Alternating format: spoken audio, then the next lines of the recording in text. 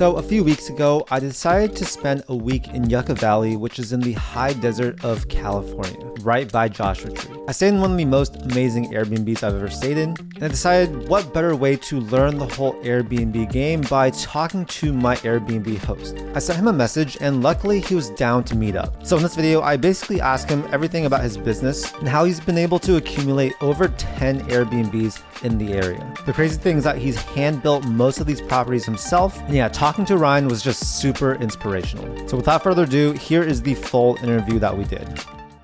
Can you tell everyone your name, your age, and then what do you do? I'm Ryan, I'm 37. I've been working in the high desert for 9 years. So what do you do in the high desert? So for the last 9 years, I've been fixing up old rundown cabins like this one. Basically buying places that when I first started were virtually unsellable. A lot of them sat vacant for like 15, 20 years. So buying those sort of discarded homesteader cabins and fixing them up and turning them into places to rent out to tourists. Yeah, so I know Ryan because we were renting out one of his Airbnbs, and I would actually say it's my favorite Airbnb I've ever rented. I don't know, the views and then like just how it's done is so amazing. So I wanted to talk to you and like see how you do it. I know you've been like pretty successful doing this. So like, how did you get started? I was living in Germany. I lived there for 4 years and I had a completely normal job. I was working for a magazine. It was Monday through Friday. They switched from a paper magazine to internet, and it's just like they ended up going under. And I had just moved into a new apartment and wasn't sure what I was going to do for work. I had been on a few work trips. This was 2009-10 where I had used Airbnb, and I actually just put my apartment on Airbnb and stayed at a friend's. Over the next like 2 or 3 years, I kept getting new apartments and then renting them out. Whenever I got a new one, I would do some renovations to it. Okay. It was a very time and place thing. Like it was definitely something that would be considered more on the shicier side of things today to rent and sub-rent a place. But at the time, no one really knew what short-term renting even was. Yeah. It was like the type of travel, like you had to really explain like, oh, so like I give you the keys and they're like, it's my apartment. So it was a different way of traveling altogether. And the best part of that was whenever I got an apartment that was a long-term rental and then making it appeal to short-term renters. So if it was painting walls, getting secondhand furniture, changing the lighting, things like that. And then so through that was the part that I loved the most. Back in 2013, it was really one of the few places that did have a cool factor and I could afford a place. Yeah. So it was the affordability. There's very few hotels even today out here, and the draw of the national park and how many people visit it. So you're living in LA right now, right? Yes. So I lived out here for the good, like maybe 4 or 5 first years. Okay. And then the last 4 years, I've tried to have Los Angeles be more of home. I did the like back and forth, half there, half here thing. It was definitely difficult to like have 2 lives and basically 0 lives at the same time. So I think we were talking earlier off camera, and Ryan like actually builds these himself. Like he literally does like flooring and planks and stuff, right? Yeah, the framing. Yeah. Framing and stuff, yeah, the lights, electrical. How many of these homes have you done? So this would be the 11th one. They've all been different. I would say the first handful of them, the first 4 or 5, I did absolutely everything. And I lucked out with my first 2 projects because they were brick houses. So there wasn't anything structural that could be done. Then like that first group of houses, it was mostly a financial thing. There wasn't anything in the budget to pay people to do the work. And I think part of the way that I've been able to parlay from one project to the next has been the keeping costs down. Right. You know, people would ask how much it costs to renovate one of the houses, and for me to say like $15,000-$20,000 would like blow people's minds. It was helpful that I built all the furniture myself. I made all the light fixtures myself. I found that like you could get $300 or $400 worth of wood and turn that into 3 beds, a dining room table, a couch, 6 bedside tables. No way.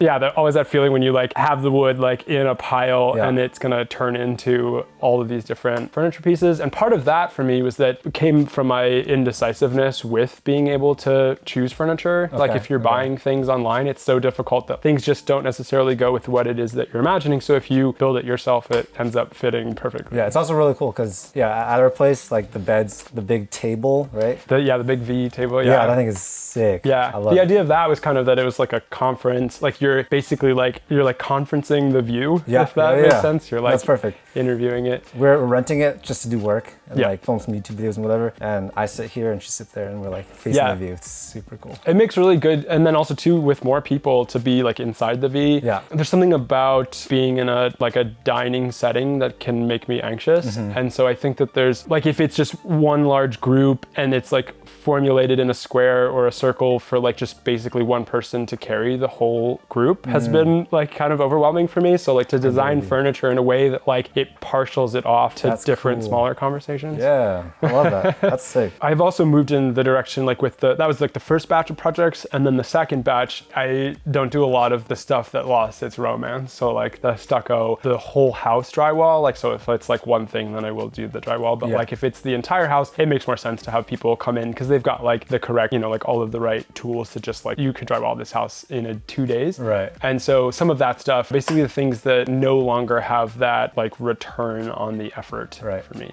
But you're still like doing a lot of stuff. Like I feel like you're super hands-on. Absolutely, right? Yeah. So like put in all the insulation. The electrical is the thing that I'll never get rid of. It's the most thrilling. Still do it. Yeah, and what's interesting too is that like when you're rewiring the whole house, it's so much less scary because you basically don't connect anything to the panel until the end. So all of these wires don't have and will not have power until the last minute. Whereas if you're doing more of a rehab with electrical and you're like trying to figure out what's going on that's already there, that's when it can be. I'd say if you're doing like an old work renovation project, like you're gonna get shocked. Like it's just as like. Have you been shocked before? Oh yeah, like it is.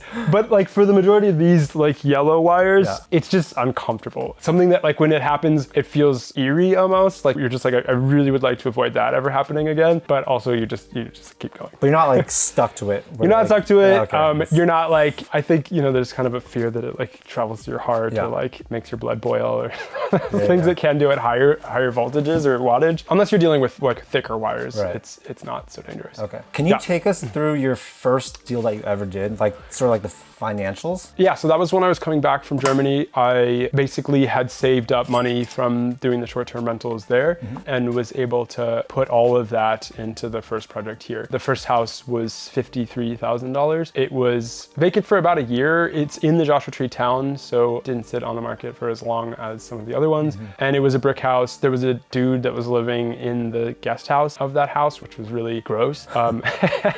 And because he kind of like didn't want to leave, it was like questionable if he was going to. And then I think the biggest thing, or what's always made the most sense for me, is living in the project while I'm fixing it up, because I think that does a bunch of stuff. One, you don't have to commute, obviously you're there. So it makes your whole day potentially from like 7 or 8 until midnight. So it's like you have this whole day to do whatever project it is you're working on. I think that when you start to get into that groove, it becomes less like work and much more just like, this is like all of my operations. I think the other really great thing about that is I think there's no better way to understand the space, and being in it, I've surprised myself so many times how it would be like 3 or 4 months into living in the place that I would then be like, oh, I should do this. And like, I was like, how did I not come up with that before? Like you're sitting in one room. And I think some of it too is like the day to night, the different lights. There's been certain times that I've lived in the places and I've had people say to me like, Ryan, you got to take a break. Like you've got to like do something that isn't this. And I think that I always just kind of like powered through, and I always kind of saw taking breaks as that it was risky that I wouldn't come back to it, that it was like if I took a break, I'd know what it'd be like to not to be working, and so to keep going with it was kind of the only option. So you've been on this grind for many, many years. Wow. On the grind, yeah.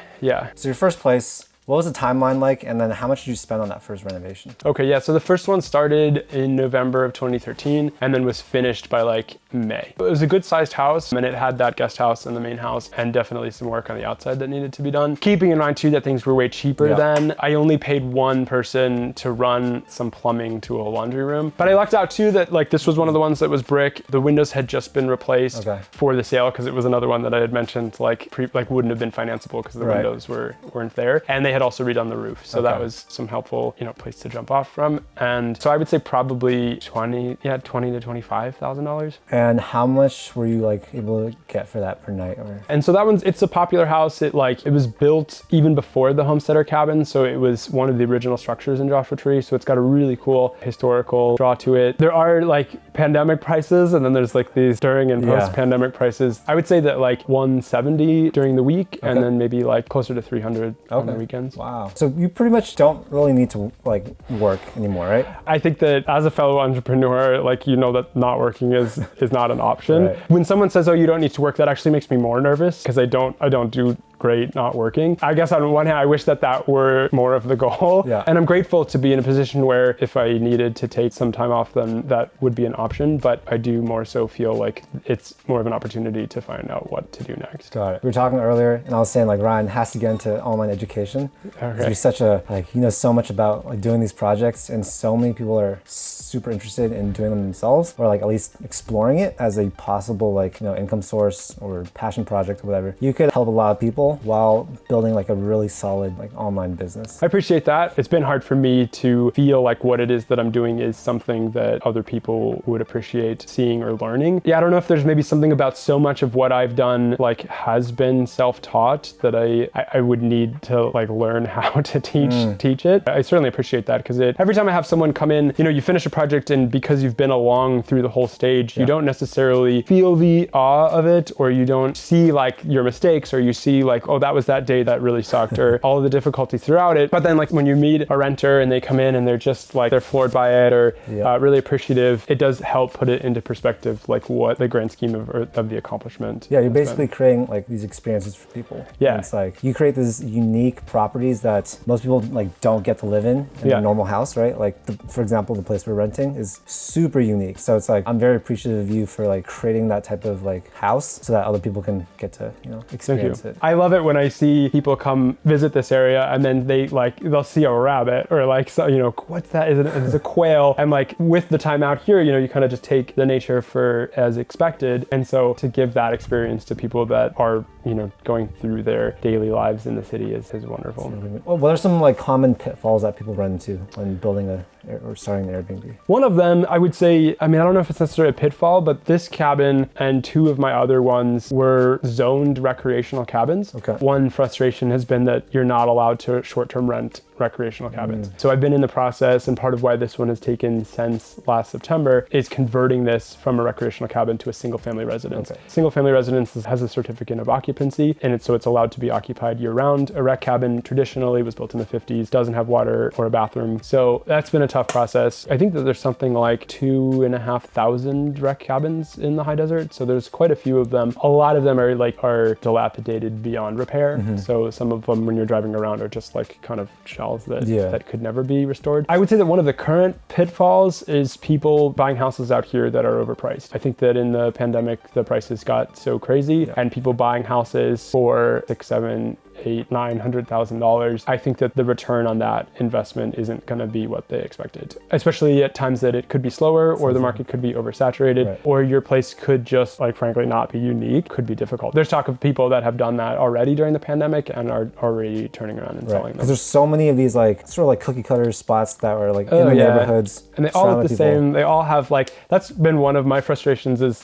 there's like I've always loved that Joshua Tree didn't really have an identity when I first started, and I still kind of I still think that it's figuring it out now. If you were to renovate a house in Palm Springs, it would have one specific look. It would be mid-century modern, it'd be white, there'd be splashes of bright colors, the pool. Whereas Joshua Tree, I think one thing that I've enjoyed about the renovations out here is that they have all been very different. There's been no rubric to what Joshua Tree should be. And I think you mentioning some of those like cookie cutter, like there's the desert boho design that's like the macrame on the walls, sort of like native situation, which bothers me because it feels a little bit like we're trying to appropriate from Sedona or New Mexico and bringing that look to like an area that has nothing to do with that aesthetic. It seems like a lot of them just go on Airbnb, look at other houses, and then get the same thing, and that drives me crazy. That creates so much competition. There's just so many of the exact same house that you can get, right? So like, why would you pick that one? And I think some of those people are hurting too, because it's just they all look exactly the same. Yeah. Would you go out and buy a plot of land and build a house on it? Do you think that's smart? On one hand, I think it would be interesting because it'd be something that I haven't done. In this process, the building permits that I've gone through for the 3 cabins that I've been converting from rec cabin to single family residence, it's the same process as new construction. Okay. So those permits are under a new construction permit. They require the same things. I think that it's like a little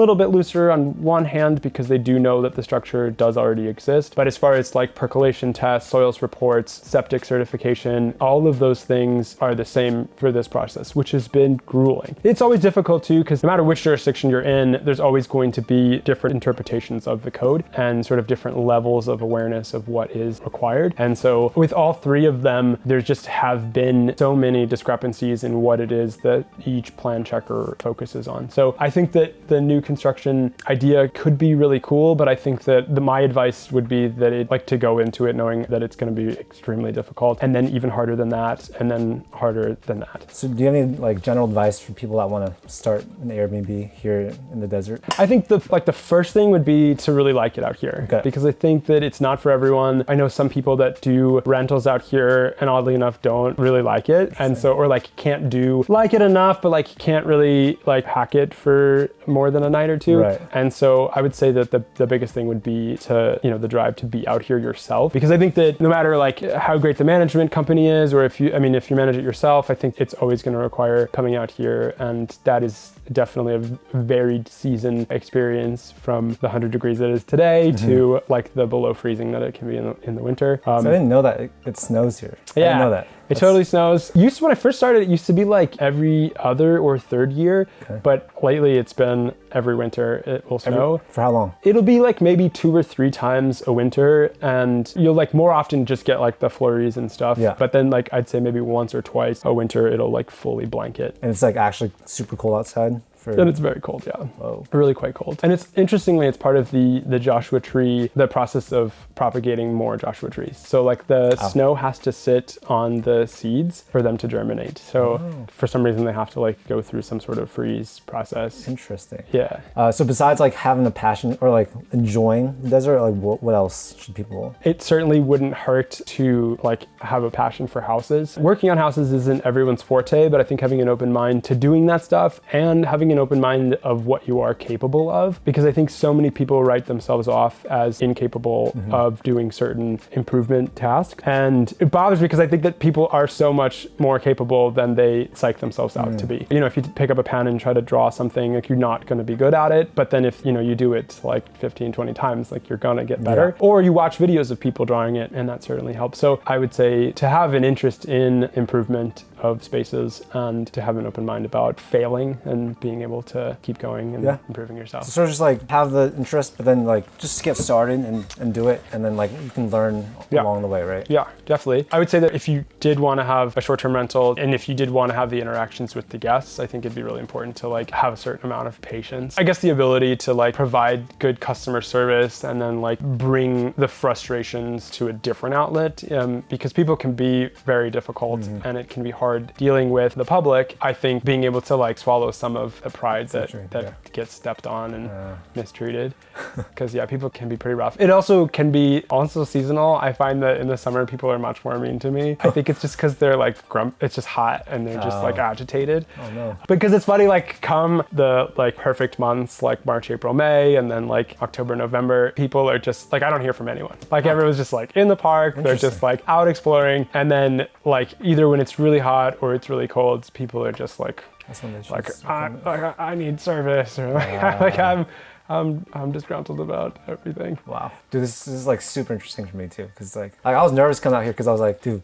this guy's like a genius at like what he does and stuff. Thank you. What are the most important hires for an Airbnb business? I think that the number one thing is cleaning. So I think that if you have great cleaners, they're really the forefront of the operation. They're the ones that are at the house every other day. You lean on them a lot for even small maintenance things, even if it's just checking something to be able to report something back. Having them be both great cleaners, but then also I think that their affinity for you is important. I think that having a relationship with them where you're not just like a homeowner that's like tasked them to clean. With businesses, sometimes it's important for there to be a line between management and employee, but I think in this case it's like having a personal relationship with them, and I think that makes the whole thing more enjoyable for everyone. For me, it's made more sense to have the management be in-house than the idea of handing my places over to someone else Right. for a flat rate. So you manage them yourself, or do you have someone that helps you? Yeah, someone that helps. I've gone back and forth between having someone and doing it myself. So for the first like 7 years, I did everything myself. And then maybe a year and a half ago, I hired someone to do a lot of the communications. And that was a difficult thing to do. I think because I did all the renovations myself and lived in the projects, it was really difficult. I think one of my other areas to work on as an entrepreneur is my ability to delegate. And I struggle with that too. Yeah, it's really like, it's like, oh, I'm like, I'll just do it myself. Then I don't have to explain it to anyone. Right. And then I can just make sure that it's done right. That's been a difficult thing. I am currently back to managing them all myself. Oh. As an entrepreneur, I think that there will come a point in time that you realize, okay, I've had it with this and it's worthwhile for me to go in a different direction. And I really did feel that when I was able to put the management workload over to someone else. But what happened was the moving on to something different didn't happen. And so I actually just ended up feeling like we were talking about earlier about how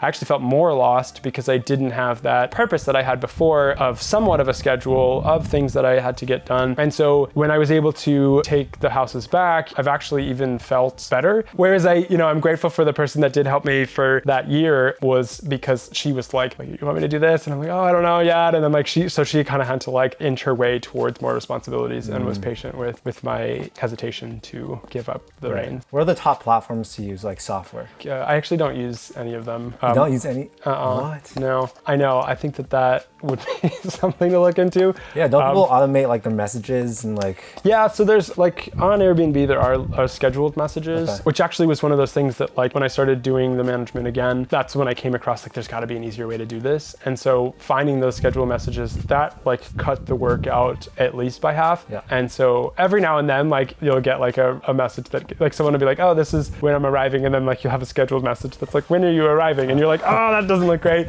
It's great to take it really seriously, but then also to recognize that like when it's your houses and when it's your business, like it is so hard to not take it so seriously and personally. But I think that sort of when you are able to say like, okay, well, that person got a redundant message, like they're going to kind of, if it's going to affect their stay, then that's more about who they are as a traveler. With some people that there isn't really anything that you can do. They're going to have a great time or not, regardless. Can you tell me your crazy story about like the Airbnb guest? I could think. I mean, I've got so many instances where people were just like really mean or disrespectful to the house. We had one recently where people were like, they had these like really large canisters of whippets and they were doing like dozens of whippets. They were all like in the hot tub and like there was food in the hot tub and like the whole thing had to be drained out. And I mean, so I don't even know if that's really like an interesting thing to share, just like gross stuff. How do you evaluate whether or not an Airbnb is going to be profitable? How do you figure that out? For me, I think the biggest things would be, I mean, I look for a place that I'd want to stay in myself. And so for me, that is houses that are remote, houses that don't have neighbors. For me, it's great when they're a little bit hard to get to. There's some people that stay at the places and are kind of miffed that the house is difficult to get to, but I think that that's like really par for the Joshua Tree course. And I think that it's great if the house is simple. I go back and forth between some of my higher end homes and some of my